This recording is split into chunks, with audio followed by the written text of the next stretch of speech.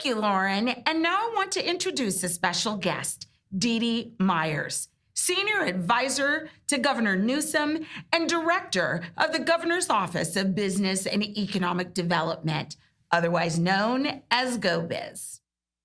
Thank you so much, Director Myers, for making the time to share your thoughts with our viewers today. I just want to start by making sure that everyone is aware of what a high-powered woman is at the helm of the state of California's leader for job growth, economic development, and business assistance efforts.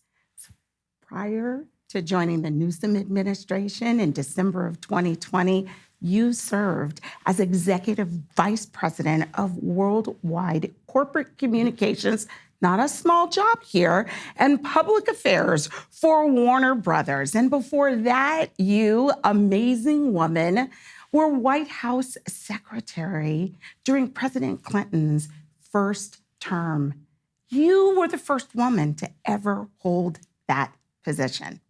But I gotta be honest, my favorite detail in your bio is that you are the author of the New York Times best-selling book, Why Women Should Rule the World. Thank you so much, Tara. Perhaps we're not quite there yet on women ruling the world, but we're working on it.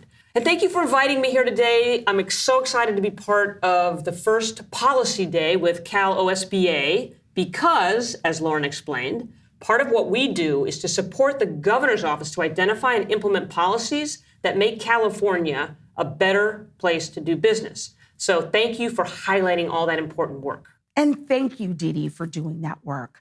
I want to start by talking about why you feel reassured by the demonstrated resiliency of the California economy. Thanks for putting it that way.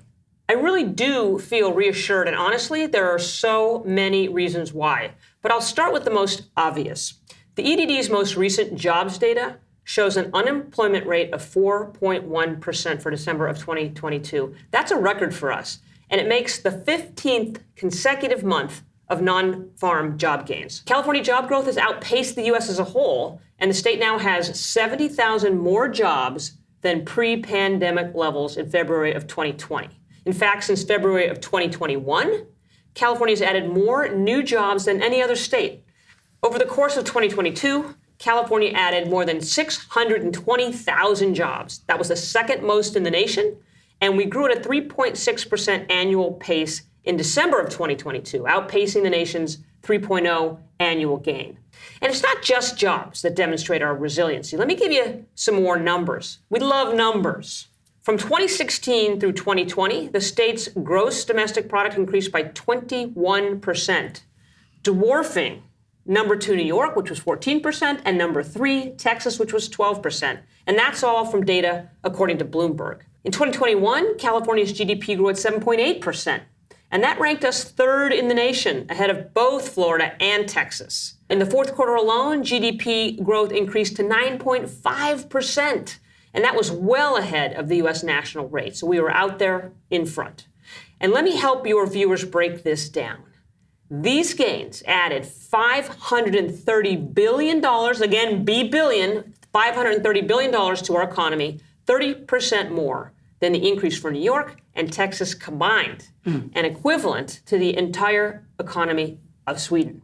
So California's output is bigger than every national economy outside of the U.S., China, Japan, and Germany. We're fourth largest. We're actually ahead of Germany now. And I'm just going to highlight one more factoid that sometimes surprises people, although it shouldn't.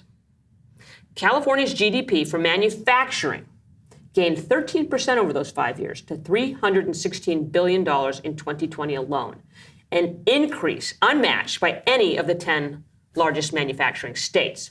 Texas was number 2 with 9% growth. And again, we were well ahead. We're here to talk about policy today, and we can thank the governor and his historic $100 billion California comeback plan, in part for fostering this resiliency of our state's economy. Now, with Governor Newsom ending the COVID-19 state of emergency on February 28th, great news after 3 very long years, California is ready to enter a new phase of the recovery.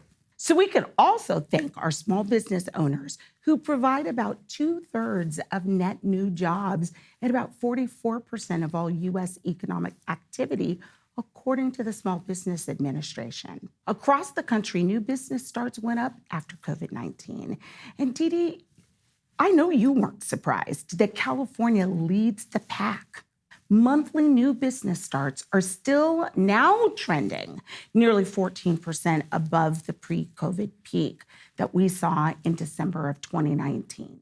California continues to lead the startup world, including in high-growth industries like hardware, including chip manufacturing, which has been much in the news lately, media, software, and renewable energy technologies, again, in the news a lot, which includes zero-emission vehicles, which we all know California leads not just the country, but the world. Silicon Valley ranks as the world's #1 startup ecosystem, followed by Los Angeles coming in at number 6, and San Diego at number 21. So again, we have a concentration of startup capitals.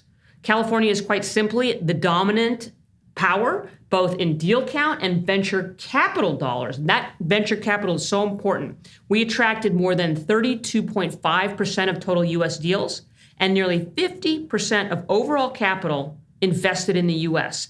That's more venture dollars and more venture deals than the next 5 states combined. Those 5 states are New York, Massachusetts, Texas, Florida, and Washington, and we beat them all combined. Now, as Californians, we can be proud of that entrepreneurial spirit and our demonstrated formula for success, even when faced by economic headwinds. But let's make no mistake, Governor Newsom remains vigilant about the lingering impacts of COVID-19 and the downturn, and is committed to preparing businesses and communities to respond to future shocks. He ended the COVID-19 state of emergency in February, as I mentioned, but there are still workplace reporting requirements in place that make sure workers are protected. And we're going to talk about those in part 3 of this series. Yeah, that's good. Employers need to know about their continuing obligations, and they need to continue to make sure their workers are safe.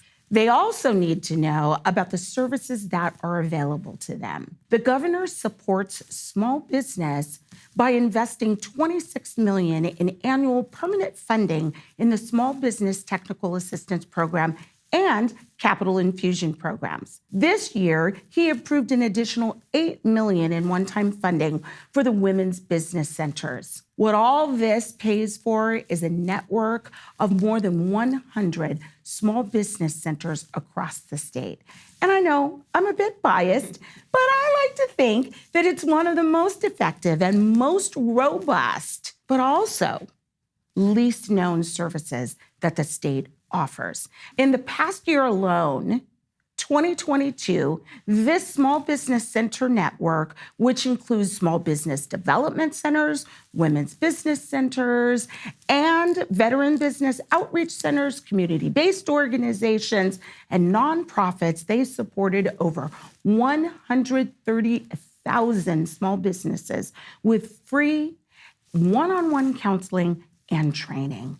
In addition, these partners also helped more than 2,700 businesses get started, created more than 18,000 jobs, and hosted nearly 7,000 training events. And they helped small businesses obtain more than $1.6 billion in capital. Over the same year in 2022, CalOSBA administered more than 25,400 grants, totaling more than $347 million across all of our programs, including the Small Business COVID-19 Relief Grant Program, the Micro Business Relief Grant Program, the Venues Grant, the Nonprofit Performing Arts, and the very popular Dream Fund. You know, I'm happy to point out our strong fundamentals, but we can't afford to dismiss our challenges. Chief among them, the high cost of living and doing business in our state. I worry about that all the time. That's why the policies that you'll hear in this series anticipate future shocks and also current disparities.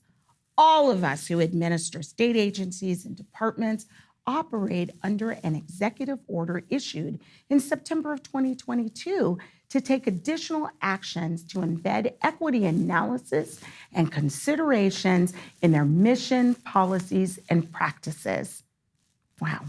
Governor Newsom sits down with pen in hand to approve legislation that speaks to both objectives, economic resiliency and social equity. I've heard first partner Jennifer Siebel Newsom comment that policy changes and cultural shifts go hand in hand. You can't have one without the other. So when GO-Biz partners with legislators and with the business community, technical assistance providers, local government agencies, chambers of commerce, that's what we're working toward, bringing that synergy to move things ahead. Absolutely. By facing unequal circumstances head on, we can drive equal outcomes and give Californians the chance to reach their full potential and lead healthy and rewarding lives. Yes, and every legislative calendar is an opportunity to do better against that ultimate goal. Well, Dee Dee, I know how busy you are, and I just want to thank you so much for taking the time out of your busy schedule to talk about policy changes that California is making this year to offer entrepreneurs a better place to do business and pursue their own California dream. Thank you so much for having me. It's been great to be with you. This is Tara Lynn Gray, Director of CalOSBA, reminding you that supporting small strengthens us all.